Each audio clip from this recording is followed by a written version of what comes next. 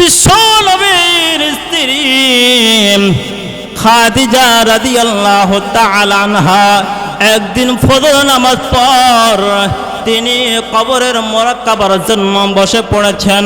হঠাৎ করে খাদিজা চিল্লি করে কান্নাকারি শুরু করে দিয়েছে। বিশ্ব নবীর কন্যা ফাতেমা রাদিয়াল্লাহু তাআলা আনহা তিনি তাকায় দেখে তার মা চিল্লি করে কান্নাকারি করে মাকে এতবার বুঝায়, মা কোনো কথা কয় না। এমন সময় ফাতেমা মায়ের কান্নাকানি শুনিয়া তিনি দৌড়ায় গেছেন বাবার নিকটে। বিশ্ব নবীর নিকটে যখন চলিয়া যায়, যাওয়ার পর আল্লাহর নবী যায় দেখে মসজিদের নববীর ভিতরে সাজদার ভিতরে পড়ে রয়েছেন। তিনি উম্মতের জন্য কাঁদে। আল্লাহর নবীর কন্যা ফাতেমা রাদিয়াল্লাহু তাআলা আনহা বিশ্ব নবীর পাঞ্জাবি ধরে ধরে টানে আর বাবাকে বলে, এ বাবা চলো বাড়ির দিকে রওনা হয়ে যাও। আমার মা মাটির ভিতরে গড়া গড়ি করে কান্নাকাটি করছে। আল্লাহর নবী ফাতেমার কান্না সহ্য করতে পারে না, তাই আল্লাহর নবী মসজিদে নববী থেকে যখন চলে আসলেন, আসার পর দেখে খাদিজার চোখের ভিতরে পানি দেখা যায়। এমন অবস্থায় আল্লাহ নবী বিশ্ব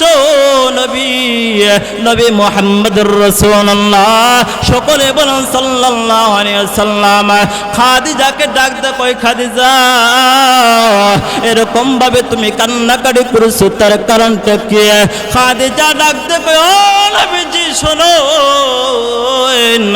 ও নবী গো, আপনি আমাকে মরণের কথা স্মরণ করতে বলেছিলেন, তাই আমি আজকে ফজর নামাজটুকু আদায় করিয়া আমি যখন কবরের জন্য মুরাক্কাবার ভিতরে বসে পড়লাম, ওই সময় আমি চিন্তা করে দেখলাম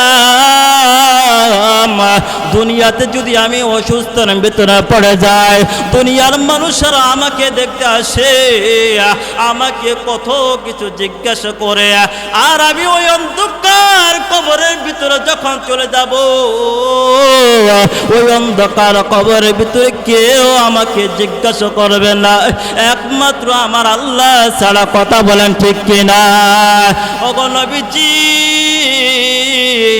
আমি এই জন্যই কান্নাকারি করতেছি, আমি তো কবরের জন্য কোনো কিছু নিয়ে যাইতে পারলাম না, না জানি আমার আল্লাহ আমার সঙ্গে কি আচরণগুলো করে, এই আমি চিন্তা ফিকির করে কান্নাকারি করতেছি।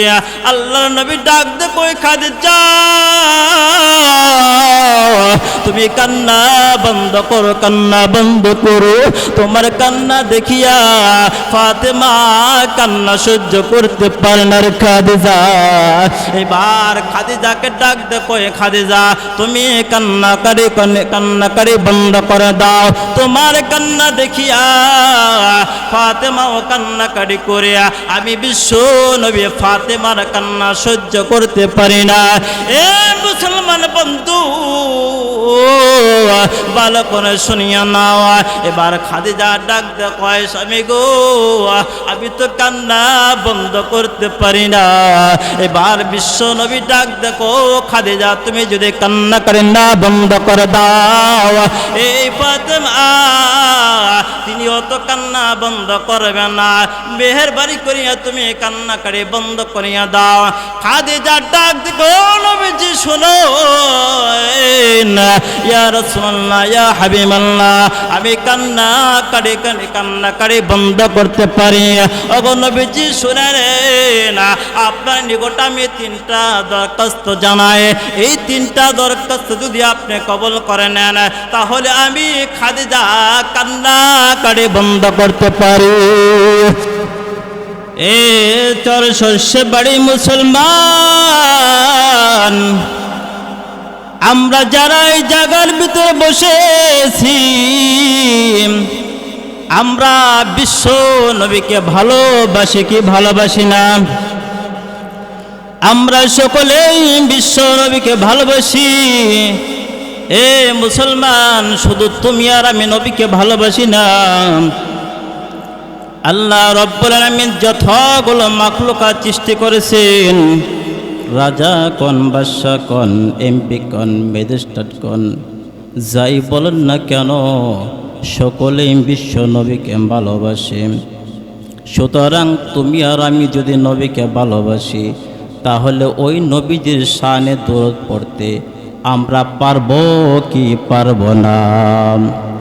পারবো তো আমরা। তাহলে আমরা ওই বিশ্ব নবীর শানে দরুদ ইব্রাহিম পড়ি।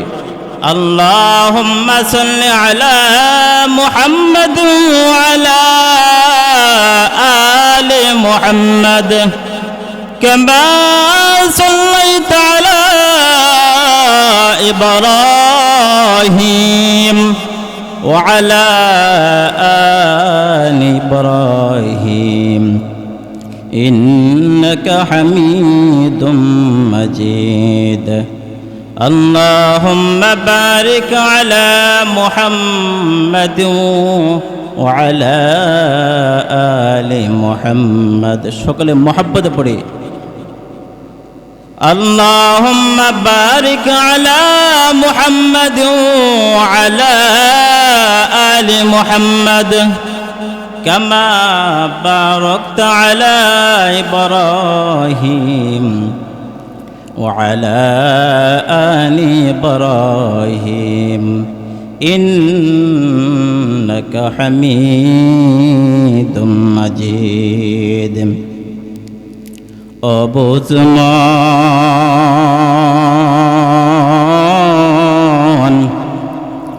কার পিছনে তুমি ছুড়ছ দিবারাতি, পাগল মন কার পিছনে তুমি ছুড়ছ দিবারাতি, ভেবে দেখো কেউ হবে না তোমার সঙ্গের সাথী, কার পিছনে তুমি ছুড়ছ দিবারাতি, সাদের বসত ভিটা পড়েছ রঙ্গিন দালান কুটা, সাদের বসত ভিটা পড়েছ রঙ্গিন দালান কুটা, ওরে সব ছাড়িয়া যাইতে হবে, কথা বলেন ঠিক কিনা? সব ছাড়িয়া যাইতে হবে, পড়ে রবে সবই, কার পিছনে তুমি ছুড়ছ দিবারাতি, পাগল মন কার পিছনে তুমি ছুড়ছ দিবারাতি, ছেলে কাঁদবে কাঠি ধরে, মেয়ে কাঁদবে বিলাপ করে, ছেলে কাঁদবে কাঠি ধরে, মেয়ে কাঁদবে বিলাপ করে, ওরে ছেলে মেয়ের কান্না দেখে অমল, ছেলে মেয়ের কান্না দেখে কাঁদবে প্রতিবেশী, কার পিছনে তুমি ছুড়ছ দিবারাতি, পাগল মন কার পিছনে তুমি ছুড়ছ দিবারাতি, লা ইলাহা, আওয়াজ করে লা ইলাহা,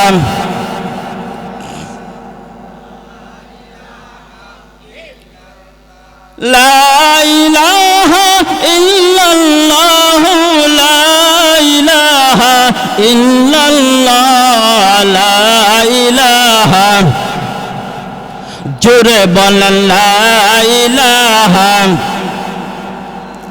লা ইলাহা ইল্লাল্লাহ লা ইলাহা ইল্লাল্লাহ লা ইলাহা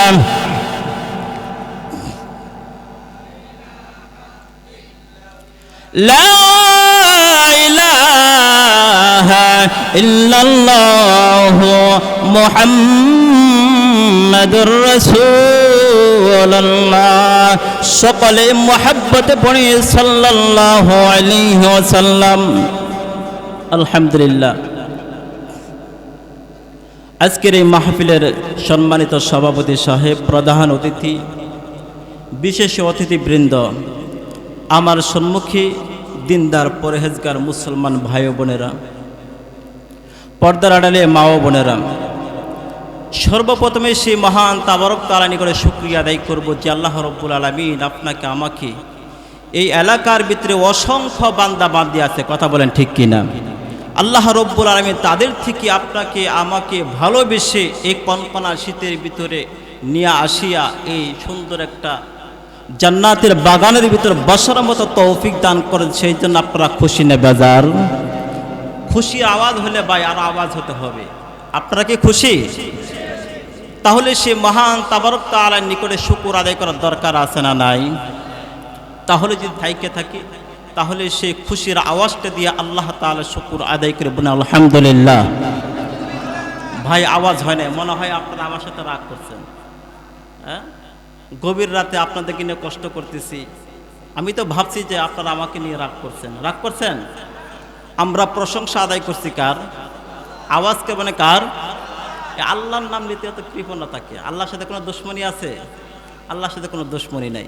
তাহলে আল্লাহ তাআলা শুকর আদায় করে আওয়াজ করে আরো জোরে বলতে হবে আলহামদুলিল্লাহ। এই যে আপনার আওয়াজটা যত দূর পর্যন্ত গেছে তত দূর পর্যন্ত আল্লাহ তাআলা যে সমস্ত মাখলুকাতগুলো আছে সমস্ত মাখলুকাতগুলো আপনার জন্য সাক্ষ্য হয়ে গেছে, বলেন সুবহানাল্লাহ। আল্লাহ তাআলা শুকর আদায় করেন, আল্লাহ রাব্বুল আলামিন আপনাকে ধনী বানাইয়া দিবেন, বলেন সুবহানাল্লাহ। আল্লাহ শুকর আদায় করলে আল্লাহ তাআলা আপনাকে জাহান্নাম থেকে মুক্তি দান করে দিবেন, বলেন সুবহানাল্লাহ। সমস্ত আপদ বিপদ থেকে রক্ষা পাওয়ার দোয়া হলো আল্লাহ তাআলা প্রশংসা আদায় করা, বলেন আলহামদুলিল্লাহ। আমি আলোচনা লম্বা করব না, সংক্ষিপ্তভাবে আলোচনা করব। এই যে আমরা যা আল্লাহ তাআলা প্রশংসা আদায় করলাম, প্রশংসা আদায় করলে আল্লাহ তাআলা ধনী বানায় দেয়, অনেক বিপদ থেকে আল্লাহ তাআলা উদ্ধার করে দেয়, জাহান্নাম থেকে আল্লাহ তাআলা মুক্তি দান করে দেয়। এর ভিতর থেকে সামান্য একটু বোঝানোর জন্য ছোট্ট করে একটা ঘটনা আমি আপনাদের সম্মুখে বলবো। আপনারা থাকবেন না যাইবেন গা? সকলেই থাকবেন।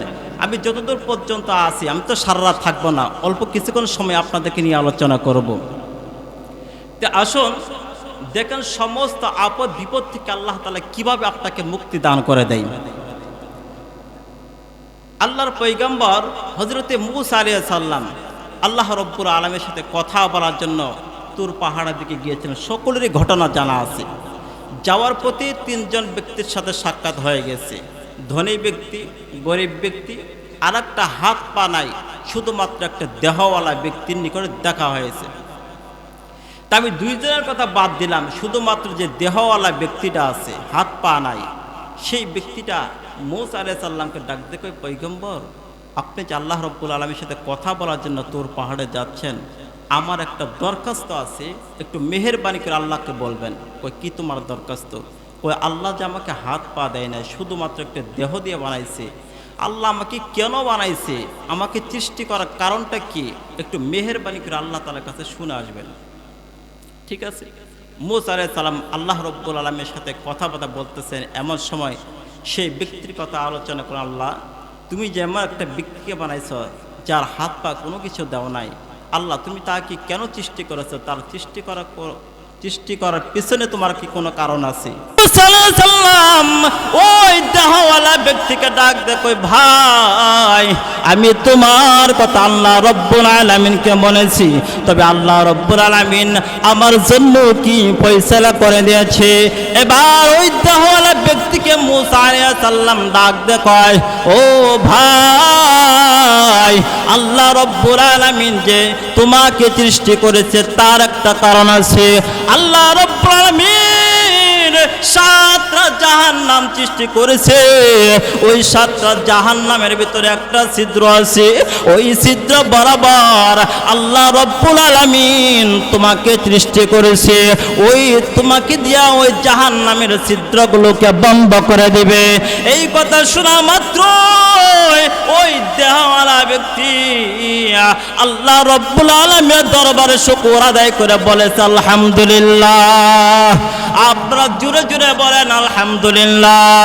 তার একটা কারণ হলো আল্লাহ রব্বুল আলামিন যে আমাকে সৃষ্টি করেছে অনর্থকভাবে আল্লাহ তাআলা আমাকে সৃষ্টি করে নাই, আমাকে দিয়া জাহান্নামের ছিদ্র বন্ধ করবে। অসংখ্য বান্দা বান্দি জাহান্নাম থেকে মুক্তি পেয়ে যাবে। সেই জন্যই আমি আল্লাহ রব্বুল আলামিনের শুকর আদায় করে বলেছি আলহামদুলিল্লাহ। এই শুকর আদায় করা মাত্র আল্লাহ রব্বুল আলামিন ওই বান্দার হাত পা গুলো আল্লাহ তাআলা গজায় দিয়েছে। বলেন সুবহানাল্লাহ।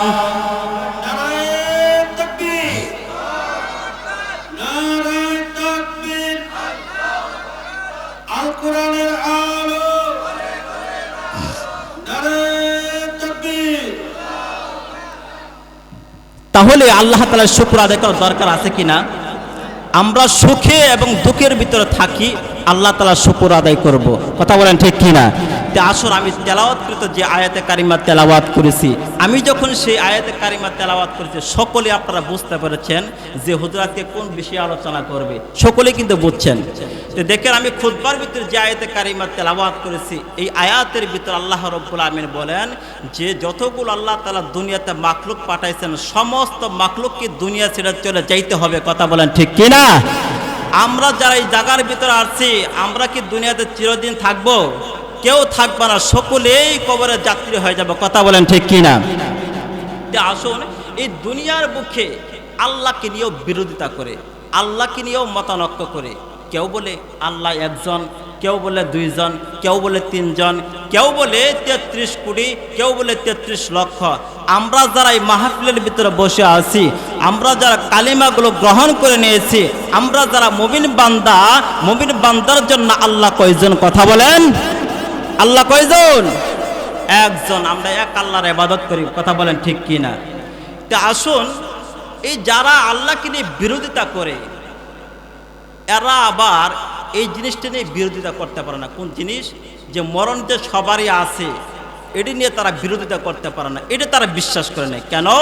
এই জন্য বিশ্বাস করে নেয় আমার বাবা চলে যায়, ভাই চলে যায়, দাদা চলে যায়, আত্মীয় ওয়ারিস চলে যায়, তারা আর কখনো দুনিয়াতে আসে না। কথা বলেন ঠিক কিনা?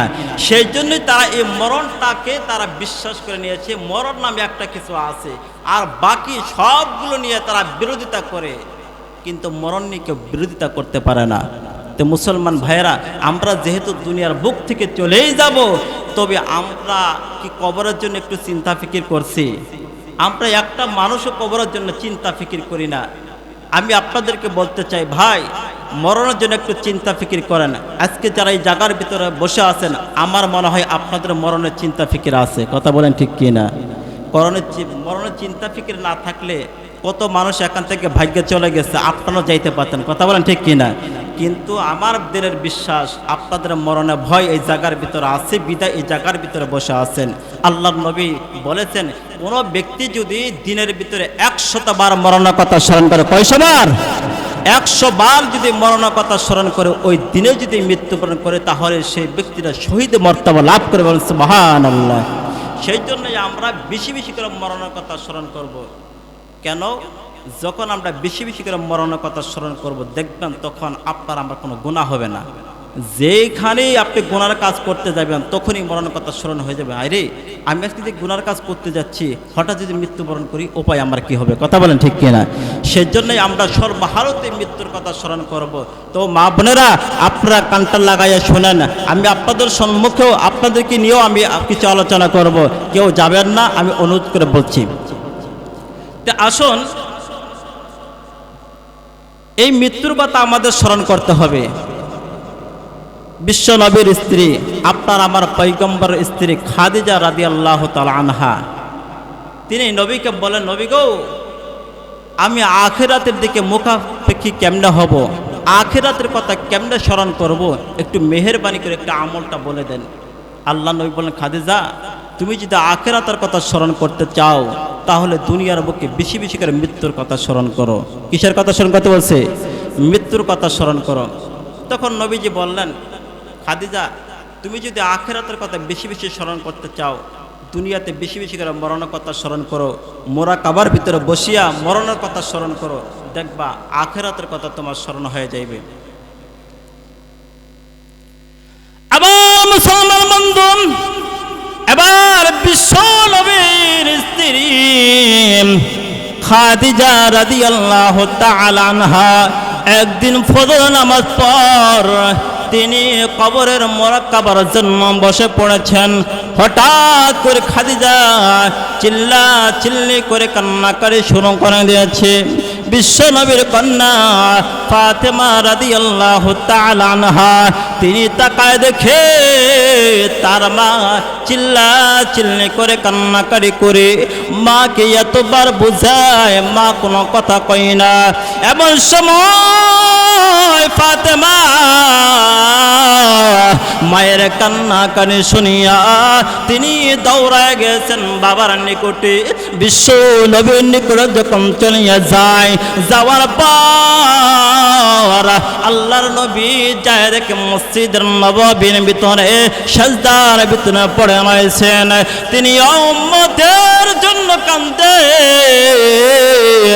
আল্লাহর নবীর কন্যা ফাতেমা রাদিয়াল্লাহু তাআলা আনহা বিশ্ব নবীর পাঞ্জাবি ধরে ধরে টানে আর বাবাকে বলে, এ বাবা চলো বাড়ির দিকে রওনা হয়ে যাও। আমার মা মাটির ভিতরে গড়া গড়ি করে কান্নাকাটি করছে।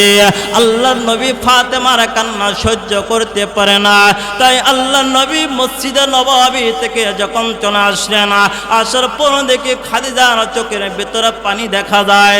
এমন অবস্থায় আল্লাহ নবী বিশ্ব নবী নবী মুহাম্মদুর রাসূলুল্লাহ সকলে বলেন সাল্লাল্লাহু আলাইহি ওয়াসাল্লাম, খাদিজাকে ডাক দে, কই খাদিজা, এরকম ভাবে তুমি কান্নাকাটি করছো, তার কারণটা কি? খাদিজা ডাক দে, কই ও নবীজি শোনো,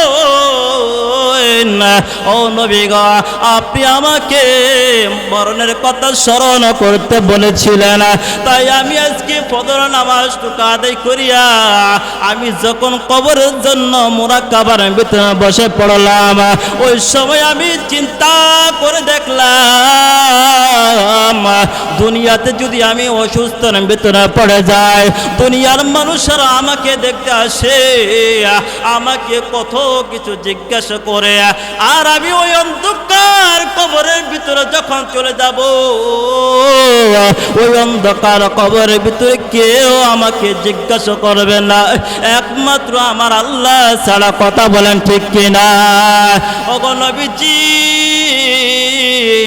আমি এই জন্যই কান্নাকারি করতেছি, আমি তো কবরের জন্য কোনো কিছু নিয়ে চাইতে পারলাম না, না জানি আমার আল্লাহ আমার সঙ্গে কি আচরণগুলো করে, এই আমি চিন্তা ফিকির করে কান্নাকারি করতেছি। আল্লাহর নবী ডাক দে, কই খাদিজা, তুমি কান্না বন্ধ করো, কান্না বন্ধ করো। তোমার কান্না দেখিয়া ফাতেমা কান্না সহ্য করতে পারে না রে খাদিজা। এবার খাদিজাকে ডাক দে, কই খাদিজা তুমি কান্নাকারি বন্ধ করে দাও। তোমার কান্না দেখিয়া ফাতেমাও কান্নাকারি করে, আমি বিশ্ব নবী ফাতেমার কান্না সহ্য করতে পারি না। এ মুসলমান বন্ধু ভালো করে শুনিয়া নাও। এবার খাদিজা ডাক দে, কয় স্বামী গো আমি তো কান্না বন্ধ করতে পারি না। এবার বিশ্ব নবী ডাক দেখো, খাদিজা তুমি যদি কান্না করে না বন্ধ করে দাও, এই ফাতেমা তিনি অত কান্না বন্ধ করবে না, মেহেরবানি করিয়া তুমি কান্না করে বন্ধ করিয়া দাও। খাদিজা ডাক দেখো, নবীজি শোনো ইয়া রাসূলুল্লাহ ইয়া হাবিবাল্লাহ, আমি কান্নাকারি বন্ধ করতে পারি।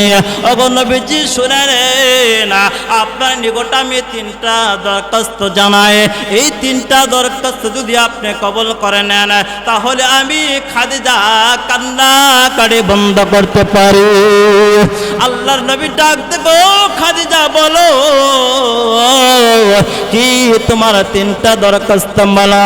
এবার খাদিজা ডাক দেখো, স্বামী আমার 1 নম্বর দরখাস্ত হলো, আমি যখন দুনিয়ার বুক থেকে বিদায় নিয়ে চলে যাব গো স্বামী, ওই সময় আপনি নিজে আমার জানাজা নামাজ পড়াইবেন। 2 নম্বর দরখাস্ত হলো, স্বামী গো আমি যখন দুনিয়ার বুক থেকে বিদায় নিয়ে চলে যাইব, ওই সময় দুনিয়া সাদা মার্কিন কাপড় দিয়ে কেন তোমাকে আমি কাপড় পড়াইব না। এবার খাদিজা ডাক দেখো, স্বামী আমার আপনার যেরকম দাম, আপনার গায়ের পোশাক আল্লাহর কাছে দাম, বলেন সুবহানাল্লাহ। ও নবীজি শুনেন, আপনার গায়ের পাঞ্জাবি দিয়া যখন আমার গায়ের ভিতরে পড়াইয়া দিবেন, আমি যখন কবরের ভিতরে থাকব, তাকার পর আপনার গায়ের পাঞ্জাবির বরকতে কবর আমাকে চাপ দিতে পারবে না। ওগো নবীজি সেই জন্য আপনার গায়ের পাঞ্জাবি দিয়া আমার কাপড়ের ব্যবস্থা করিয়া দিবেন। 2 নম্বর শর্তে গেল। 3 নম্বর দরখাস্ত কোন বেশি, আমি যখন দুনিয়ার বুক থেকে বিদায় নিয়ে চলে যাব, আমাকে যখন কবরের ভিতরে আপনি দাফন করে চলে আসবেন, সকল মানুষগুলো ওই কবরের নিকট থেকে যখন চলে আসবে, ওই সময় কিন্তু আপনি কবরের নিকট থেকে আসবেন না। এবার বিশ্ব নবী খাদিজাকে ডাক দেয়, কয় খাদিজা কেন আমি কবরের নিকট থেকে আসব না, তুমি আমাকে খুলে বলিয়া দাও। এবার খাদিজা ডাক বলো, বিশ্ব নবী গো সকল মানুষ চলে আসবে, কিন্তু আপনি কবরের নিকট থেকে চলে আসবেন না। এই জন্যই চলে আসবেন না, আমাকে যখন কবরের ভিতরে থুইয়া আসবেন, সকলেই যখন কবরের নিকট থেকে চলে আসবে, ওই সময় আল্লাহ রব্বুল আলামিনের ফেরেশতারা আমার কবরের ভিতরে পৌঁছে যাইবে, আমাকে প্রশ্ন করবে। আমি হইতে পারে প্রশ্ন উত্তর দিতে যা ভুল হয়ে যাইতে পারে, আমি প্রশ্নের উত্তর হইতে পারে নাও দিতে পারি। আমার যদি ভুল হয়ে যায়, নবী গো আপনি মেহেরবানি করিয়া আমার ভুলগুলোকে আপনি সংশোধন করিয়া দিবেন। খাদিজা যখন এরকম ভাবে বলে দিলেন, এবার বিশ্ব নবী ডাক দেখেন, ঠিক আছে যাও খাদিজা, আমি তোমার কথাগুলো আমি মেনে নিলাম। এবার খাদিজা দুনিয়ার বুক থেকে বিদায় নিয়ে চলে যাবে। নবীকে ডাক দে, কয় নবী গো আপনার নিকট আমি দীর্ঘ 25টা বছর ঘর সংসার করেছি গো স্বামী। ও স্বামী, এই ঘর সংসার করতে যাইয়া কত ভুল বেয়াদবি করেছি গো স্বামী, মেহেরবানি করিয়া আপনি আমাকে মাফ করে দিবেন। এই কথা শোনা মাত্র বিশ্ব নবীর কন্যা ফাতেমা রাদিয়াল্লাহু তাআলা আনহা তিনি চোখের পানি ফেলিয়া খাদিজাকে ডাকতে কয় খাদিজা মা, আপনি দুনিয়ার বুক থেকে বিদায় নিয়ে চলে যাবেন গো মা। ও মা, বলেন না আমি কার মা বলে ডাকবো? খাদিজা কিরকম ভাবে বারবার ফাতেমার ডাক দেখায়, ফাতেমার ডাক দেখো মা, দুনিয়ার বুক থেকে যদি আপনি বিদায় নিয়ে চলে যান, বলেন আমি কাকে আর মা বলে ডাকবো? না না না, আমি দুনিয়ার বুক থেকে আপনাকে বিদায় দিতে দেব না। খাদিজা ডাক দেখো মা, দুনিয়ার বুকে তো থাকার জায়গা না, আমি থাকবো না। এক সময় তোমার বাবাও দুনিয়াতে থাকবে না, এক সময় তুমিও দুনিয়ার বুকে থাকবে না গো মা। এই কথা বলার পর ফাতেমার চোখ থেকে আরো পানি ছেড়ে দেয়। ফাতেমা ডাক দে কই মা গো, তুমি দুনিয়ার বুকে ছিলা, আমাকে কত না আদর স্নেহ করেছো, আমাকে তুমি গোসল করে খাওয়াইছো, আজকে যদি তুমি দুনিয়ার বুক থেকে বিদায় না চলে যাও, বলো গো মা আমি আর কার আদর স্নেহ পাবো?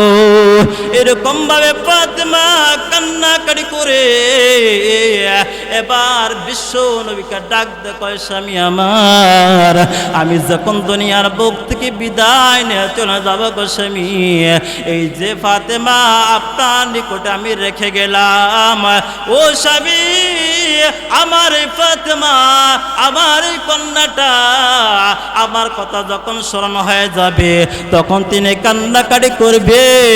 ও নবীজি, ওই সময় আপনি ফাতেমাকে সুন্দর করে আপনি বুঝাই দিবেন। আল্লাহর নবীকে এরকম ভাবে বলার পর খাদিজা ডাক দেখো স্বামী আমার অনেকগুলো কষ্ট হচ্ছে। আল্লাহর নবী ডাক দেখো খাদিজা শোনা নাও, এই খাদিজা তুমি শোনা নাও, এই কষ্টের ভিতর আল্লাহ রব্বুল আলামিনের খাস রহমত বর্ষণ করবে তোমার বাবা। সুবহানাল্লাহ। ও মুসলমান, আমার মুসলমান বন্ধু, খাদিজা রাদিয়াল্লাহু তাআলা আনহা নবীকে যখন বললেন, নবী কালিমা শিখায় দিলেন, কালিমা পড়ায় দিলেন, কালিমা পড়িয়া খাদিজা দুনিয়ার বুক থেকে বিদায় নিয়ে চলে যায়।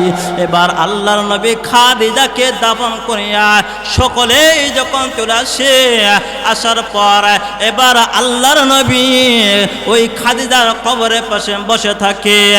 এবার আল্লাহ রব্বুল আলামিন ফেরেশতা জিবরাইলকে পাঠিয়ে দিলেন, ও জিবরাইল যাও আমার বন্ধু খাদিজার কবরের পাশে কেন এখনো বসে থাকে? এবার জিবরাইল চলে আসলেন, আসার পর নবীকে ডাক দেখো নবী গো, আপনি এই জায়গার ভিতরে কেন বসে আছেন? আল্লাহর নবী ডাক দেখো, ও ফেরেশতা জিবরাইল, আমি এই জন্য এই জায়গার ভিতরে বসে আছি, আমার বিবি দুনিয়ার বুক থেকে বিদায় নিয়ে চলে গেছে। মুনকার নেকির ফেরেশতা যখন আমার বিবির নিকটে চলে আসবে, আসার পর আমার বিবিকে যখন প্রশ্ন করবে, হইতে পারে আমার বিবি প্রশ্ন উত্তর দিতে যায় ভুলে যেতে পারে, সেইগুলো আমি সংশোধন করার জন্য আমি এই কবরের পাশে বসে আছি। এবার জিবরাইল আলাইহিস সালাম নবীকে ডাক দেয়, নবী গো, আপনার কোনো চিন্তা করতে হবে না, আপনার কোনো পেরেশানি করতে হবে না, আপনার বিবি দুনিয়ার বুক থেকে মৃত্যুর কথা চিন্তা ফিকির করিয়া চোখের পানি ফেলে ফেলে দুনিয়ার বুক থেকে বিদায় নিয়ে চলে আসছে। আল্লাহ রাব্বুল আমিন আপনার বিবির কান্নাটাকে কবুল করিয়া আপনার বিবির জিন্দেগির গুনাহগুলো মাফ করে দিয়েছে। বলেন সুবহানাল্লাহ। তাহলে আপনার আমার মরণের কথা চিন্তা ফিকির করার দরকার আছে না নাই? আমাদের সকলের মৃত্যুর চিন্তা ফিকির করার দরকার আছে, কথা বলেন ঠিক কিনা? দুনিয়া থেকে বিদায় নিয়ে চলে গেলে সব আমলের দরজা বন্ধ হয়ে যায়। আপনার আমার জন্য 3টা আমলের দরজা কিয়ামত পর্যন্ত থেকে যায়। কবরে বসে বসে তিনটা আমল যদি দুনিয়াতে করে যাইতে পারেন, কবরে বসে বসে কিয়ামত পর্যন্ত নেকি পাইতেই থাকবে। সুবহানাল্লাহ।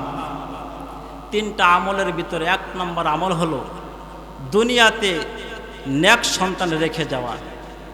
নেক সন্তান কি? দুনিয়াতে মনে করেন আপনার একটা সন্তানকে হাফেজ বানাইছেন, মাওলানা বানাইছেন, মুফতি বানাইছেন, কুরআনে কারীম শিক্ষা দিয়েছেন, এটা কি বলা হয় নেককার সন্তান? দুনিয়াতে যদি এরকমভাবে একটা নেককার সন্তান রেখে যেতে পারেন, এই নেককার সন্তান আপনার জন্য দোয়া করবে। এই নেককার সন্তান মানুষদেরকে কোরআনের দাওয়াত দেবে। যখন মানুষদেরকে কোরআনের দাওয়াত দেবে, এরকমভাবে কিয়ামত পর্যন্ত আপনার কবরের ভিতরে নেকি পৌঁছতেই থাকবে। সুবহানাল্লাহ। আপনাদের এই জায়গার ভিতরে একটা কোরআনের মাহফিল দিয়েছেন, কোরআনের প্রতিষ্ঠান দিয়েছেন। এই কোরআনের প্রতিষ্ঠানের দাম আছে না নাই? অবশ্যই কিন্তু দাম আছে। কেন দাম আছে? এই মাদ্রাসার ভিতরে, এই প্রতিষ্ঠানের ভিতরে কোরআনে কারীম পড়ানো হয়। কথা বলেন ঠিক কি না? দুনিয়াতে দেখবেন এই জায়গার ভিতরে যদি একটা কোরআনে কারীম রেখে দেয়, হাইটে যাইতে যদি এই জায়গার ভিতরে একটা পা লেগে যায়, তাহলে আমরা এই কাঠটাকে চুমু খাই। কথা বলেন ঠিক কিনা? কেন? এই কাঠের উপর কোরআনে কারীম রাখছেন, রাখার কারণ। শুধু তাই নয়, আপনাদের এলাকার ভিতরে যে মাদ্রাসাটা করেছেন, এই মাদ্রাসাটা করার কারণে যতগুলো ছাত্র ছাত্রী এই জায়গার ভিতরে কোরআনে কারীম তেলাওয়াত করবে, আপনার এলাকার আশেপাশে যতগুলো কবর আছে সমস্ত কবরগুলোকে আল্লাহ তাআলা মাফ করে দেবেন। সুবহানাল্লাহ। শুধু তাই নয়, আপনার যখন একটা সন্তান যখন মাদ্রাসায় কোরআনে কারীম শিক্ষা দেওয়ার জন্য পাঠাইবেন, আল্লাহ রাসূল বলেছেন ওই সন্তানের জন্য গর্তের পিপিলিকা থেকে নিয়ে সমুদ্রের মাছ পর্যন্ত মাগফিরাতের জন্য দোয়া করতে থাকবেন। সুবহানাল্লাহ। শুধু তাই নয়, এই সন্তানটা যখন বাড়ি থেকে যখন মাদ্রাসার দিকে চলে আসবে, আসার কারণে আল্লাহ রাব্বুল আলামিন সেই আপনার সন্তানের পায়ের নিচে আল্লাহ তাআলা নূরের পর্দাগুলো বিছায় দেবেন। সুবহানাল্লাহ।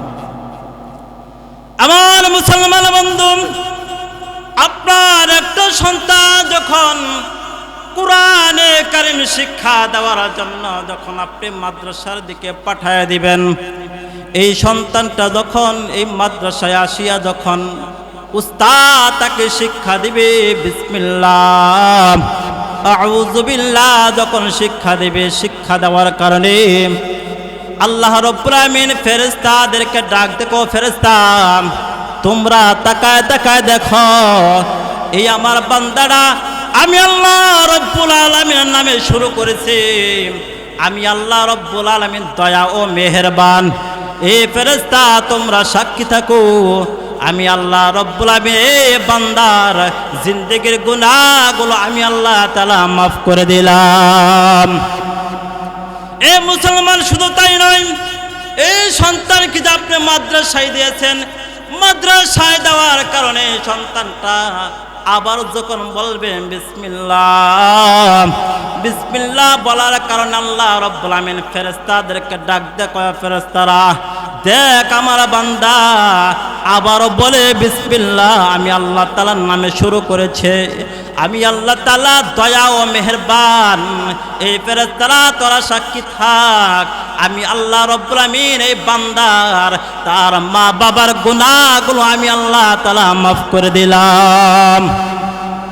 এ মুসলমান, শুধু তাই নয়, যে সমস্ত বারা এই কোরআনের প্রতিষ্ঠানের জন্য ছাত্র দিয়েছেন, সন্তানগুলো দিয়েছেন, আল্লাহ রাব্বুল আমিন আপনাদেরকেও দুনিয়াতে সম্মানিত করবেন, আসরের ময়দানেও আল্লাহ তাআলা আপনাদেরকে সম্মানিত করবেন। সুবহানাল্লাহ।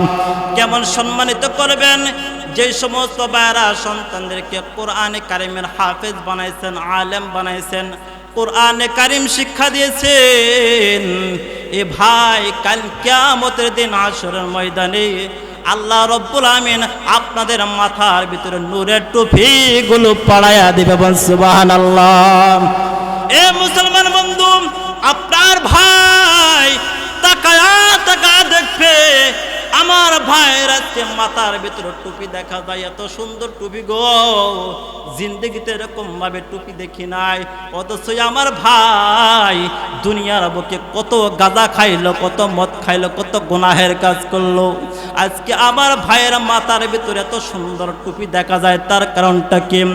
আওয়াজ আসবে, এই ভাইয়ের সন্তানটা দুনিয়ার বুকে কোরআনে কারিম শিক্ষা দিয়েছে, দুনিয়ার বুকে সন্তানটাকে হাফেজ বানাইছে, মাওলানা বানাইছে, যার কারণে আল্লাহ রব্বুল আমিন এই সমস্ত সন্তানের মা বাবারা মাথার উপরে নূরের টুপিগুলো পরায় দিয়েছে। বলেন সুবহানাল্লাহ। শুধু তাই না মুসলমান, আপনার সন্তানটাকে কোরআনে কারিমের হাফেজ বানাইতেছেন, মাওলানা বানাইতেছেন। এ ভাই, এই সন্তানটা আপনি যেদিন মৃত্যুবরণ করবেন, এ ভাই আমার মতো বক্তা দিয়া যদি আপনার জানাজা নামাজগুলো পড়ান, আবার চোখ থেকে পানি আসবে না। কথা বলেন ঠিক কিনা? আর আপনার সন্তানটাকে হাফেজ বানাইছেন, মাওলানা বানাইছেন, এই সন্তানটা মরা বাবা লাশ সামনে লইয়া যখন দাঁড়ায়া যাবে, দাঁড়ায় যাওয়ার কারণে সন্তানটা যখন আল্লাহু আকবার বলবে, বলার কারণে সন্তানের চোখ দিয়ে পানিগুলো ছেড়ে দিবে। এ মুসলমান, আল্লাহ রব্বুল আলামিন ফেরেশতাদেরকে ডাক দেব, ফেরেশতা তাকায় তাকায় দেখো আমার বান্দার দুনিয়ার বুকে মৃত্যুবরণ করেছে, আর তার একটা সন্তান শুধুমাত্র সে যাওয়া আসা করে মাত্র জানাজা নামাজ পড়া শিখছে, শিকার কারণে মরা বাবা লাশ সামনে নিয়ে দাঁড়ায়া দাঁড়ায়া আল্লাহু আকবার বলে যখন নিয়ত করেছে, ভাইরে সন্তানের কলিজাটা খানখান হয়ে যাবে। কথা বলেন ঠিক কিনা? মরা বাবা মরা মা লাশ সামনে নিয়ে যখন নাকি এরকম ভাবে দাঁড়ায়া আল্লাহু আকবার বলে নিয়ত বাঁধবে, সন্তানের চোখ দিয়ে পানিগুলো ছেড়ে দেবে। আল্লাহ রব্বুল আমিন ডাক দেব, ফেরেশতা তাকায় দেখ আমার বান্দার চোখ থেকে পানিগুলো ছেড়ে দিয়েছে, বাবার জানাজার নামাজ পড়াইতে যাইয়া, মার জানাজার নামাজ পড়াইতে যাইয়া বান্দার চোখের পানি ছেড়ে দিয়েছে। ফেরেশতা তোমরা সাক্ষী থাকো, আমি আল্লাহ রব্বুল আমিন ওই বান্দার চোখের পানি নাকের ডগায় আসা মাত্রই আমি তার বাবার লাশ, তার মায়ের লাশ দুনিয়ার বুকে থাকা অবস্থায় আমি আল্লাহ তাআলা গুনাহগুলো মাফ করে দিলাম। তাহলে আপনার সন্তান এই মাদ্রাসায় দেওয়া দিলেন তো লাভ হবে না ক্ষতি হবে? এ ভাই লাভ হবে। আপনি এই মাদ্রাসায় মাত্র 3টা বছর লেখাপড়া করাবেন, 3টা বছর নুরানি পড়াইবেন, 3টা বছর পড়াইলে আপনার সন্তানটা 60টা হাদিস মুখস্থ করে ফেলবে, 60টা মাসুম দোয়াগুলো মুখস্থ করবে। 2 রাকাত নামাজ পড়লে 60টি মাসআলা জানতে হয়। আপনার আমি কয়টা মাসআলা জানি ভাই? জানি না, না না জানি না। আপনার একটা সন্তান যখন এই মাদ্রাসায় 3টা বছর যখন পড়াইবেন, পড়ানোর কারণে এই সন্তানটা 2 রাকাত নামাজ আদায় করলে 60টা মাসআলার প্রয়োজন আছে। এই 60টা মাসআলা সুন্দর করে শিখে ফেলবে। শুধু তাই নয়, আল্লাহ রব্বুল আলামিন 99টা নাম আছে, এই 99টা নাম মুখস্থ করবে।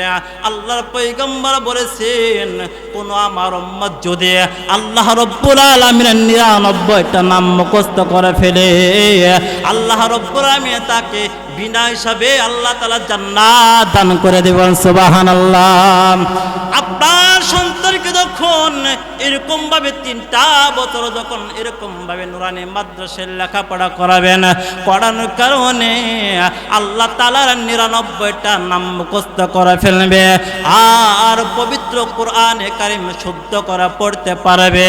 এ মুসলমান, 3টা বছর পর আপনার সন্তানটা কি স্কুলে দেন, কোনো সমস্যা নাই। আপনার সন্তানকে ইঞ্জিনিয়ার বানান, কোনো সমস্যা নাই। কেননা ইঞ্জিনিয়ার আমাদের দরকার আছে না নাই? এ মুসলমান, আপনার সন্তানকে ডাক্তার বানাবেন, কোনো সমস্যা নাই। কেননা এই দুনিয়ার বুকে ডাক্তারেরও প্রয়োজন আছে, কথা বলেন ঠিক কিনা? এই ছোট্ট কালে আপনার সন্তানটাকে যে কোরআনে কারিমের ইলমটা ঢুকায় দিলেন, ঢুকায় দেওয়ার কারণে এই সন্তানটা যখন বড় হয়ে যাবে, ইঞ্জিনিয়ার হয়ে যাবে, এই সন্তানটা সরকারি চাকরি করিয়া সরকারি টাকা পাইয়া ওই ব্রিজের ভিতরে বাসের বদলতে ওয়ার্ড দিবে, কথা বলেন ঠিক কিনা? আর যখন এই সন্তানটাকে যখন ছোট্ট কালে যদি কোরআনে কারিমের জ্ঞান যদি না ঢুকায় দেন, এই সন্তানটা সরকারি মাল পাইয়া ওই ব্রিজের ভিতরে, রাস্তার ভিতরে রডের বদলে বাস ঢুকায় দিবে, কথা বলেন ঠিক কিনা? আওয়াজ করে বলেন ঠিক কিনা?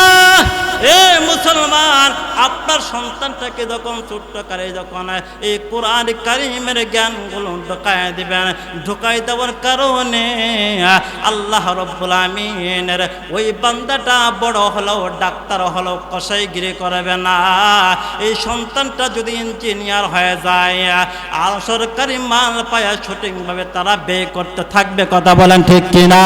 এ মুসলমান, সেই জন্য আমি আপনাদেরকে বলে যাই, এই এলাকার ভিতরে যতগুলো ছাত্র ছাত্রী আছে, যতগুলো ভাইয়ের সন্তান আছে, একটা করে সন্তান হলো এই মাদ্রাসায় লেখাপড়া করাবেন, দুনিয়াতে ঠকবেন না।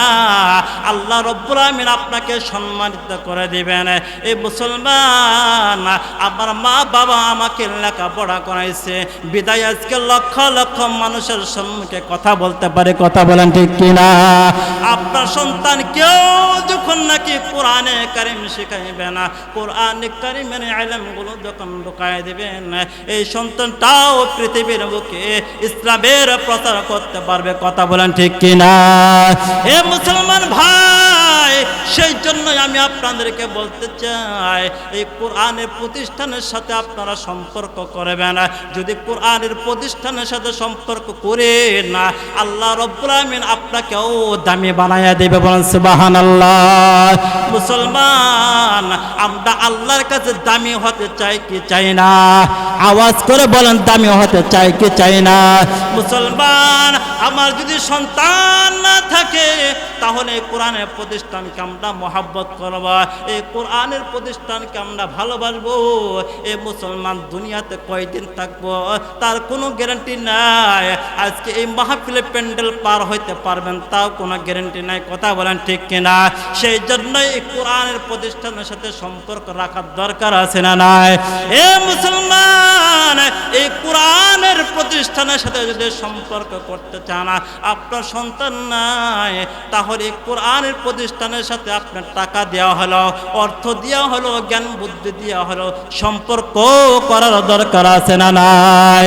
মুসলমান, এই কোরআনের প্রতিষ্ঠানের সাথে যদি সম্পর্ক করেন, দেখেন আল্লাহ রাব্বুল আমিন আপনাকে কি প্রতিদান দান করে। এ মুসলমান, এই কোরআনের প্রতিষ্ঠানের সাথে যারা সম্পর্ক করবা, কোরআনের প্রতিষ্ঠান কাল কিয়ামতের ময়দানে আল্লাহ রাব্বুল আমিন যখন ইসরাফিল আলাইহিস সালামকে সিংহায় ফু দিতে বলবেন, ওই সময় সিংহায় ফু দিবে, ওই সময় এই কোরআনের প্রতিষ্ঠান কিন্তু ধ্বংস হবে না, এরা বসতে থাকবে। আল্লাহ রাব্বুল আলামিন ডাক দেবেন, ও মাদ্রাসা, ও কোরআনের প্রতিষ্ঠান, কেন তোমরা ধ্বংস হও নাই? যাও যাও যাও, তোমরা আমার জান্নাতের ভিতরে চলে যাও। ওই সময় কোরআনের প্রতিষ্ঠান ডাকতে বলবে, আল্লাহ, আমি তোমার জান্নাতের ভিতরে আগে যাব না। কেন তুমি যাবে না? এই জন্যই আমি যাব না, দুনিয়ার বুকে যারা আমার সাথে সম্পর্ক করেছে, দুনিয়ার বুকে যারা আমাকে অর্থ দিয়েছে, টাকা দিয়েছে, আল্লাহ, ওদেরকে না নেওয়া পর্যন্ত আমি তোমার জান্নাতের ভিতরে যাব না, বলেন সুবহানাল্লাহ। মুসলমান ভাই, এই দুনিয়ার বুকে আল্লাহ রাব্বুল আলামিন আপনাকে রিজিক দিয়েছেন, আল্লাহ রব্বুল আলামিনের রিজিক খাই আমরা দুনিয়ার বুকে চলাফেরা করছি, কথা বলেন ঠিক কিনা? এখান থেকে আল্লাহ রাস্তায় খরচ করার দরকার আছে না নাই? মুসলমান, আল্লাহ রাস্তায় যে ব্যক্তি খরচ করবে, আল্লাহ রাস্তায় যে ব্যক্তি দান সম্পদ খরচ করবে, আল্লাহ রব্বুল আলামিন এই দানের ওসিলা করিয়া তাকে জাহান্নাম থেকে মুক্তি দান করে দিবে। আল্লাহ রব্বুল আলামিন এই দানের ওসিলা করিয়া তার হায়াতগুলো বাড়িয়ে দিবে। এই দানের ওসিলা করিয়া আল্লাহ রব্বুল আলামিন তার বালা মুসিবতগুলো দূরে সরাইয়া দেবেন। সুবহানাল্লাহ। আমি আমার আলোচনা শেষ দিকে চলে যাচ্ছি। এ মুসলমান, দেখেন দান করলেন আল্লাহ রব্বুল আলামিন কি প্রতিদান দান করে। হযরতে ঈসা আলাইহিস সালামের যুগে একটা ধোপা ছিলেন, একটা ধোপা। এই ধোপাটা এলাকার ভিতরে খুব অত্যাচারী করত। অত্যাচারী করার কারণে এলাকাবাসী সকলে ঈসা আলাইহিস সালামকে ডাক দেখায়, পয়গম্বর, আমার এই রাজ্যের ভিতরে, আপনার এই রাজ্যের ভিতরে ধোপা নামে একজন মহিলা আছে। এই মহিলার কারণ আমরা এলাকার ভিতরে থাকতে পারি না। মেহেরবানি করিয়া আপনি তার জন্য আল্লাহর কাছে দোয়া করে না, আল্লাহ রব্বুল আমিন যেন তাকে ধ্বংস করে দেয়। ঈসা আলাইহিস সালাম আল্লাহ রব্বুল আমিনের দরবারে দোয়া করলেন, আল্লাহ আমার এই রাজ্যের ভিতরে, আমার এই কওমের ভিতরে ওই মহিলাটাকে তুমি ধ্বংস করে দাও। আল্লাহ রব্বুল আমিন ঈসা আলাইহিস সালামকে ডাক দেখে, যাও, আমি তোমার দোয়া কবুল করে নিলাম। আগামীকাল এই ধোপাটা ওই নদীর ঘাটে তিনি মৃত্যুবরণ করবে। ঈসা আলাইহিস সালাম তার কওমদেরকে জানায়া দিল। সকলে খুশি হয়ে গেল। এবার পরের দিন ঠিক ওই সময় সকলে চলে আসছে ধোপা কিভাবে মৃত্যুবরণ করবে। সকলে যখন চলে আসছে, ধোপা আবার অত্যাচার করার জন্য বাড়ি থেকে রওনা করেছে, ওই নদীর ঘাটের দিকে রওনা করেছে। আসার পথে তার ব্যাগের ভিতরে 3টা রুটি নিয়েছে। এই 3টা রুটি নিয়ে তিনি ওই নদীর ঘাটের দিকে রওনা করেছে।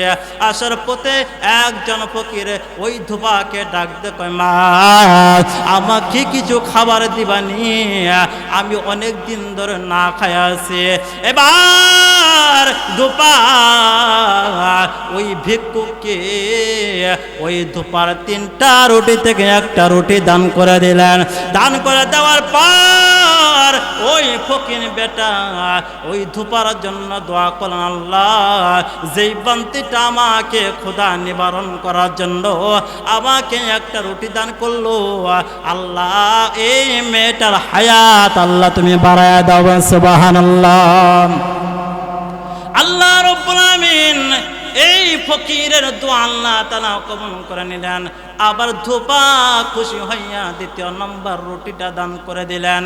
এবার ওই ফকির বেটা আবার ধোপার জন্য দোয়া করলেন, আল্লাহ, যেই মহিলাটা আমার জন্য 2য় নম্বর রুটি দান করলো, আল্লাহ সেই মহিলাটাকে তুমি আল্লাহ হায়াতের ভিতরে আল্লাহ তুমি বরকত দান করে দাও, জীবনের গুনাহগুলো আল্লাহ তুমি মাফ করে দাও।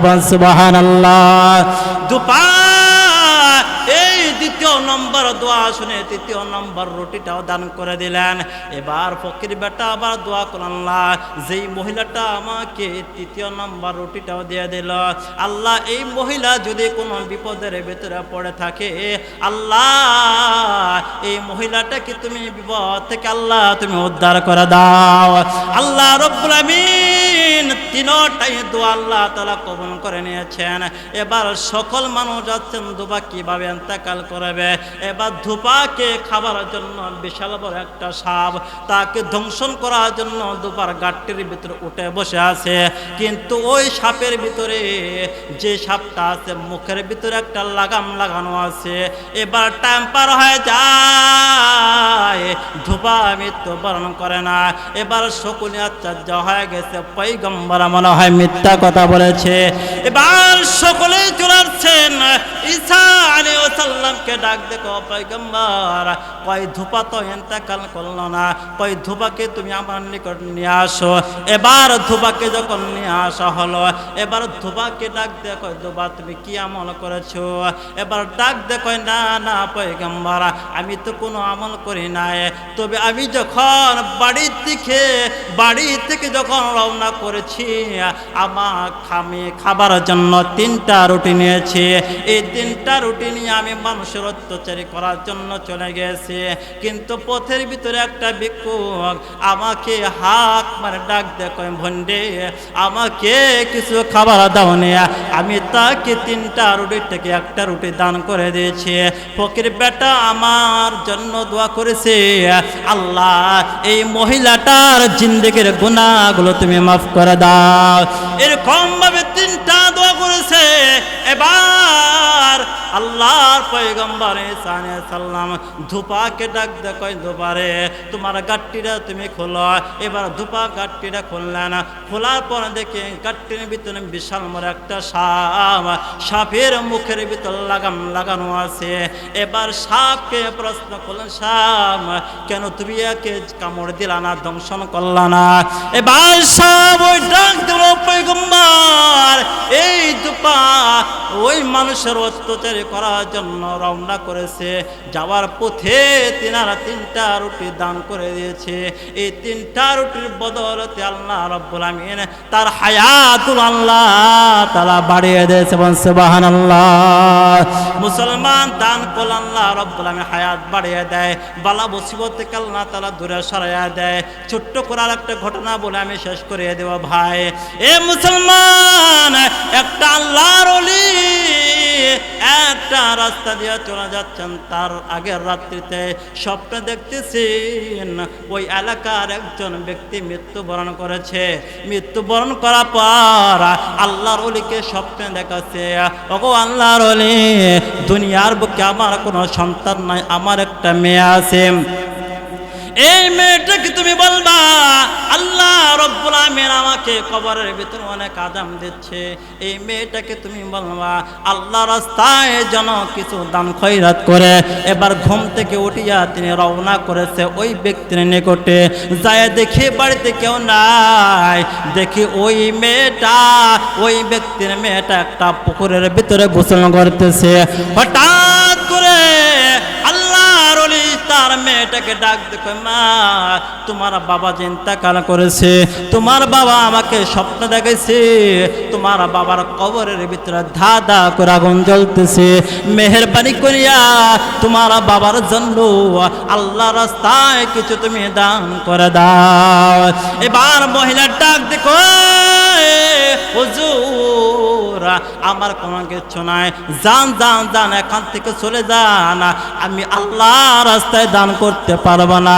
এই কথা বলিয়া এই মেয়েটা একটুন পানি নিয়া হুজুরের দিকে ছিটায় দিয়েছে, যা এখান থেকে দূরে সরিয়া যায়। আল্লাহর কি কুদরত, সেই মহিলাটার ওই পানিটা আল্লাহ এক মাখলুকের মুখের ভিতরে পড়ে গেছে। এই মাখলুকাত না খাইয়া পানির পিপাসায় কলিজাটা ফেটে যাবে। যখন পানিটা তার মুখের ভিতরে পৌঁছে গেছে, ওই সময় এই মাখলুকাত আল্লাহ রব্বুল আলামিনের দরবারে দোয়া করে, আল্লাহ যেই বান্দিটা আল্লাহ আমার কলিজা ঠান্ডা করার জন্য এক বিন্দু পানি দিয়েছে, ওগো রব্বুল আলামিন জানি না তার মা বাবা দুনিয়ার বুক থেকে বিদায় নিয়ে চলে গেছে কিনা। আল্লাহ যদি যায় তাকে যেরকম ভাবে যে আল্লাহর বান্দা বান্দিয়া আমার এক বিন্দু পানি দিয়া কলিজা ঠান্ডা করিয়া দিয়েছে, আল্লাহ তুমি তার মা বাবার কবরের ভিতরে আযাব থাকলে এই পানিটার ওসিলা করিয়া তার মা বাবার কবর আযাব গুলো তুমি বন্ধ করে দাও। বলেন সুবহানাল্লাহ। এ মুসলমান, সেই জন্য আমি আপনাদেরকে বলতে চাই এই জায়গার ভিতরে ভিতরে কার মা নাই, কার বাবা নাই? এর মুসলমান,